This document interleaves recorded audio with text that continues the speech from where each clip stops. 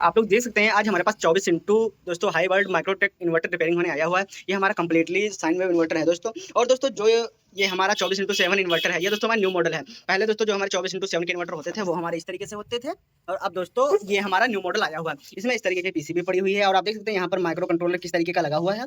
और दोस्तों इसमें फॉल्ट क्या है मैं आप लोगों को बता दूं, जब मैं इसको 12 वोल्ट के साथ कनेक्ट करता हूँ तो दोस्तों ये ना तो कोई इसमें इंडिकेटर ना तो स्विच कुछ भी दोस्तों नहीं होता है। कंप्लीटली डेड पोजीशन में इन्वर्टर है, आप देख सकते हैं कोई भी रिस्पांस इस इन्वर्टर में नहीं है। मैंने ये इसके जो डीसी फ्यूज होते हैं ये चेक कर लिए हैं, ये बिल्कुल हमारे ओके हैं और इनमें कोई फॉल्ट नहीं है। इस पीसीबी में ही कोई फॉल्ट है। यहाँ पर आप देख सकते हैं ये हमारा कैपेसिटर उड़ा हुआ है, इसी सेक्शन में यहीं पर ही कोई प्रॉब्लम है। इस पीसीबी को हम ओपन कर लेते हैं, फिर इसको दोस्तों हम रिपेयरिंग करते हैं और देखते हैं इसमें क्या दिक्कत है। उसके बाद मैं आप लोगों को इसकी ड्राइव चेक करा के दिखाऊंगा कि जो इस तरीके के इन्वर्टर हैं इसमें कितनी ड्राइव बनती है, यहाँ पर एसी वोल्ट कितने बनते हैं। जो हमारे माइक्रोटेक के इन्वर्टर होते हैं दोस्तों साइन वेव, उनमें यहाँ पर 12 से 13 वोल्ट हमारी ड्राइव बनती है। और जो 24x7 के इन्वर्टर होते थे दोस्तों, जो इस तरीके के हमारे इन्वर्टर होते थे, इनमें हमारी यहाँ पर एसी ड्राइव हमें 8 से 9 वोल्ट मिलती थी। और आज हम इस जो हमारा न्यू मॉडल का इन्वर्टर निकला हुआ है देखेंगे यहाँ पर कितनी ड्राइव बनती है। चलिए सबसे पहले इस पीसीबी को हम ओपन कर लेते हैं। इस पीसीबी को इन्वर्टर से हमने बाहर निकाल लिया है। अब मैं बता दूं उसमें कौन से हमारे कंपोनेंट खराब हैं। सबसे पहले जो हमारी ये पीसीबी डेड थी वो किस वजह से थी, जो यहाँ पर हमारा M7 का डायोड लगा हुआ है ये दोस्तों यहाँ से ब्रेक हो चुका है, जल चुका है, खराब हो चुका है, जिसकी वजह से सप्लाई हमारी आगे नहीं बढ़ पा रही थी और हमारा इन्वर्टर कंप्लीटली डेड पोजीशन में जा रहा था। तो यहाँ पर हम जो ये हमारा M7 का डायोड लगा, यहाँ पर हम M7 का न्यू डायोड इंस्टॉल कर देंगे। अगर हमारे पास M7 का डायोड ना हो तो यहाँ पर हम 4007 डिप डायोड भी लगा सकते हैं। अब बात कर लेते हैं इस कैपेसिटर की। जो ये हमारा कैपेसिटर बस्ट हुआ है, ये हमारा 63 वोल्ट 47 फराड का कैपेसिटर था। यहाँ पर देख सकते हैं 1 2 3 हमारे कैपेसिटर लगे हुए हैं, ये भी हमारे 63 वोल्ट 47 फराड के कैपेसिटर थे। अब बात कर लेते हैं इस माइक्रो कंट्रोलर की। आप देख सकते हैं इसमें ये न्यू मॉडल की हमारी माइक्रो कंट्रोलर इसमें लगी हुई है। इस माइक्रो कंट्रोलर का नंबर 2033A करके है और ये हमारी 20 पिन की आईसी है। ये हमारी 83202 आईसी है और ये 324 आईसी है।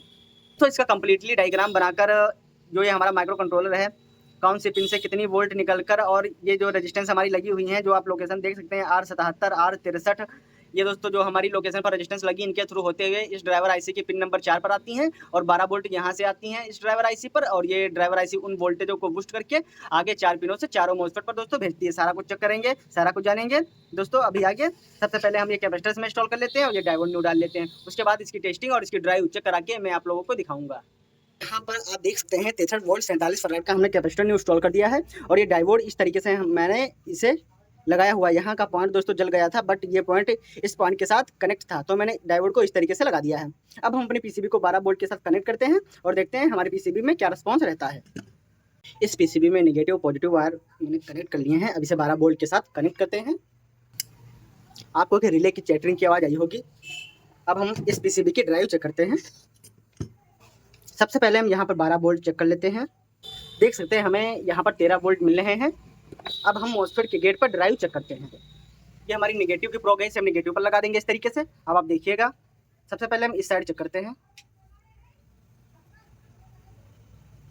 यहाँ इस साइड जो हमारा पॉजिटिव साइड है, इस साइड दोस्तों मॉसफेट के गेट पर हमें 2 वोल्ट मिले, 2.7 वोल्ट 2.7 वोल्ट। इधर दोस्तों 3 वोल्ट के करीब हमें ड्राइव मिल रही है। इधर दोस्तों 2.7 वोल्ट के करीब ड्राइव मिल रही है। इधर हम चेक कर लेते हैं। आप देख सकते हैं इधर हमें कोई ड्राइव नहीं मिल रही है। इस चैनल पर भी दोस्तों कोई ड्राइव नहीं है। अब दोस्तों क्या करना है, अब हम सबसे पहले चेक करेंगे जो ये हमारा माइक्रो कंट्रोलर है, यहाँ से पल्स ड्राइवर आईसी के लिए आउटपुट हो रही हैं। और उसके बाद हम ये देखेंगे कि जो ये हमारी ड्राइवर आईसी है इसकी पिनों से इन मॉसफेटों के लिए ड्राइव आउटपुट हो रही है नहीं हो रही है। अब देखिएगा जो ये हमारी ड्राइवर आईसी 83202, इसकी पिन नंबर 2 3 4 और 7, इस पर माइक्रो कंट्रोलर से दोस्तों कुछ पल्स आती है। चलिए हम सबसे पहले चेक कर लेते हैं क्या इस पर पल्स आ रही है। ये हमारी नेगेटिव की प्रोग है, इसे हम नेगेटिव पर इस तरीके से अटैच कर देंगे। यहाँ से सबसे पहले हम 12 वोल्ट चेक करेंगे, यहाँ पर हमें 13 वोल्ट मिल रहे हैं। अब हम सबसे पहले ये देख लेते हैं जो ये हमारा माइक्रो कंट्रोलर है क्या ये ड्राइवर आईसी की पिनों पर पल्स आउटपुट कर रहा है। सबसे पहले पिन नंबर 2 पर हम देख लेते हैं। पिन नंबर 2 पर हमें यहाँ 1 वोल्ट के करीब पल्स मिलेगी। आप देख सकते हैं यहाँ पर हमें 1 वोल्ट मिल रही है। और पिन नंबर 3 और 4 पर, पिन नंबर 3 और 4 पर हमें 2.7 वोल्ट के करीब पल्स मिलेगी। देखिएगा ये दोस्तों 2.7 वोल्ट 2.7 वोल्ट। और पिन नंबर 7 पर चेक कर लेते हैं, यहाँ पर हमें 1 वोल्ट मिलेगी। 1 वोल्ट दोस्तों यहाँ पर पल्स हमें मिल रही है। हमारा माइक्रो कंट्रोलर बिल्कुल ओके है, ड्राइवर आईसी की पिनों पर पल्स आउटपुट कर रहा है। अब हम ये देख लेते हैं क्या हमारी ड्राइवर आईसी इन पल्स को आगे बढ़ा रही है। पिन नंबर 16 पर हम देख लेते हैं। दोस्तों 3 वोल्ट। पिन नंबर 16 पर हमें 3 वोल्ट ड्राइव मिल रही है। पिन नंबर 14 पर यहाँ पर दोस्तों हमें पल्स नहीं मिल रही है। पिन नंबर 13 पर यहाँ पर भी दोस्तों हमें पल्स नहीं मिल रही है। पिन नंबर 10 पर यहाँ पर दोस्तों हमें 2.4 वोल्ट के करीब पल्स मिल रही है। दोस्तों ये जो हमारी पिन नंबर 16 होती है ये इस मॉसफेट के लिए होती है, जो इस साइड मॉसफेट होते हैं यहाँ पर पल्स पहुंचाने के लिए होती है, और जो पिन नंबर 10 होती है वो इस साइड मॉसफेट पर पल्स पहुंचाती है। अभी जैसा मैंने आप लोगों को दिखाया था यहाँ पर 3 वोल्ट बन रहे थे और यहाँ पर 2.7 वोल्ट हमें पल्स मिल रही थी। जो ये हमारी ड्राइवर आईसी है ये खराब हो चुकी है। चलिए इसे हम चेंज कर देते हैं, उसके बाद फिर से हम इस पीसीबी की पल्स चेक करेंगे। आप देख सकते हैं यहाँ पर मैंने न्यू आईसी 83202 इंस्टॉल कर ली है। अब चलिए इसे हम 12 वोल्ट से कनेक्ट करके इसकी ड्राइव फिर से चेक करते हैं। इसे मैंने 12 वोल्ट के साथ कनेक्ट कर दिया है। अब अपने मल्टीमीटर को डीसी रेंज पर सेट करके इसकी ड्राइव चेक करेंगे। पीसीबी को इस तरीके से हम पलट लेंगे। ये हमारी नेगेटिव प्रोग है, इसे हम यहाँ पर कनेक्ट कर देंगे। जो मॉसफेट का गेट होता है वहाँ पर हम चेक करेंगे। सबसे पहले हम इस साइड चेक करेंगे। इसी साइड हमारी पल्स नहीं बन रही थी। देख सकते हैं यहाँ पर हमें 6 वोल्ट मिल रहे हैं। यहाँ पर 6 वोल्ट, 6 वोल्ट, 6 वोल्ट। इधर की पल्स हमारी बिल्कुल ओके है। अब इधर हम चेक कर लेते हैं। इधर 3 वोल्ट, 3 वोल्ट, 3 वोल्ट, 3 वोल्ट। आप देख सकते हैं हमारी पीसीबी की चारों चैनलों की ड्राइव अच्छी तरीके से बन रही है।